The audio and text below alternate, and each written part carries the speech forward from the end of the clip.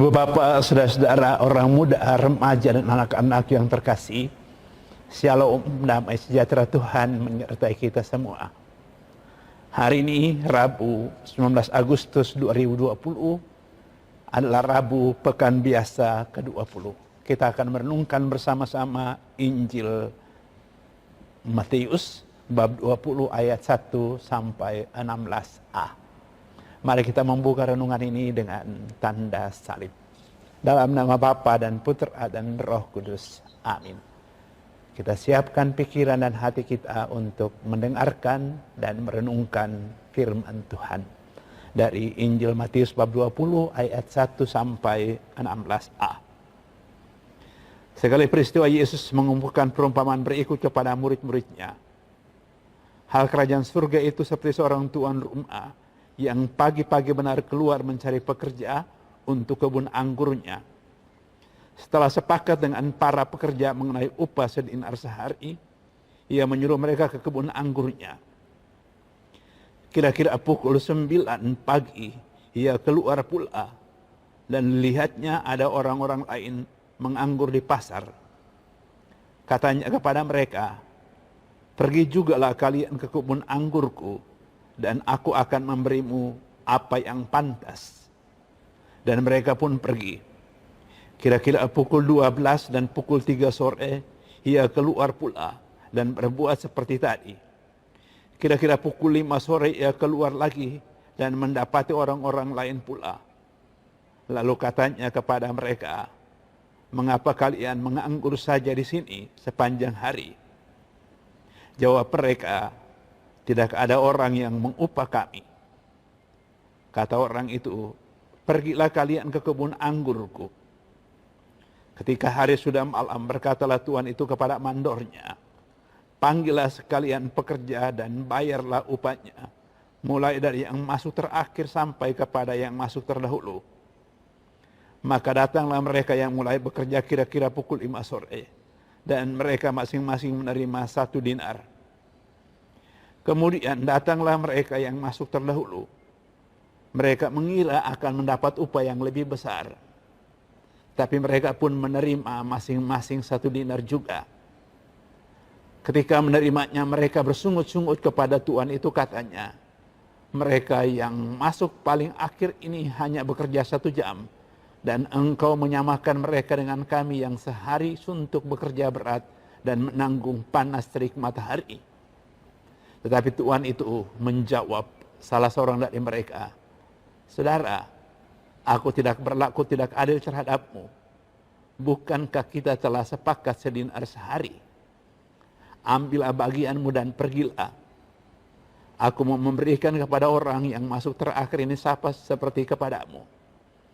Tidakkah aku bebas mempergunakan milikku menurut kehendak hatiku?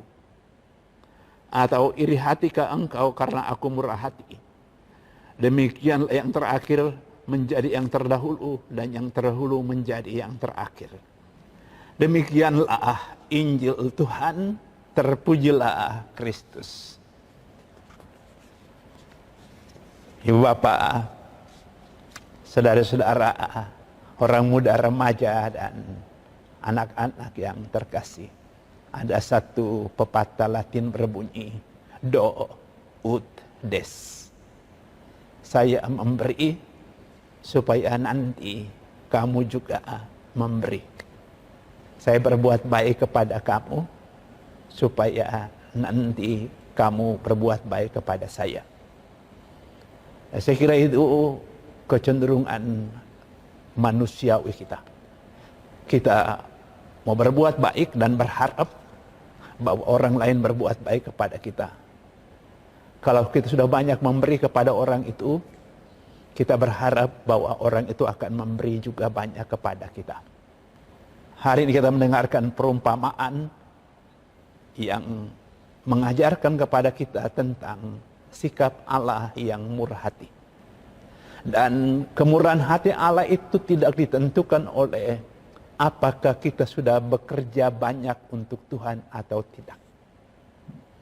Kebaikannya tidak ditentukan oleh apakah kita hidup baik atau tidak. Apa yang Ia berikan kepada kita semata-mata karena kemurahan hatinya. Bukan karena kita telah hidup baik. Bukan karena kita telah berjasa banyak untuk orang lain. Bukan karena kita telah berdoa banyak. Maka kita pantas dan layak mendapatkan lebih daripada orang yang berdoa sedikit. Cinta kasih Tuhan itu tidak seperti apa yang kita bayangkan terjadi dalam kehidupan kita dengan semangat do ut des tadi. Saya memberi supaya engkau memberi. Tuhan hari ini mengajarkan kepada kita kebaikan itu, kebaikannya kepada kita itu tidak ditentukan oleh apa yang kita jalani dalam hidup. Karena kemurahan hatinya benar-benar semata-mata mengalir dari hatinya yang bebas mengasihi siapa saja.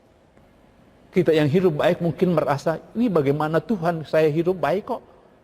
Saya diperlakukan sama dengan orang yang hidupnya tidak baik. Cinta kasih tidak ditentukan oleh apakah kita baik atau tidak kepada orang yang mengasihi kita. Dia semata-mata mengasihi kita karena memang dia murah hati. Dan itulah yang Tuhan mau katakan kepada kita pada hari ini. Dia berbuat baik kepada kita, terdorong oleh kasih-Nya, supaya kita berbuat baik kepada orang lain, terdorong oleh kasih yang sama. Kebaikannya tidak ditentukan oleh kebaikan kita, begitu juga kebaikan kita kepada orang lain tidak pernah boleh mengharapkan bahwa orang lain akan membalas jasa-jasa kita. Itulah cinta kasih, itulah kemurahan hati yang hari ini Tuhan ajarkan kepada kita. Kita berdoa agar kita memiliki cinta kasih dan kemurahan hati yang sama. Tuhan memberkati. Amin. Dalam nama Bapa dan Putra dan Roh Kudus. Amin.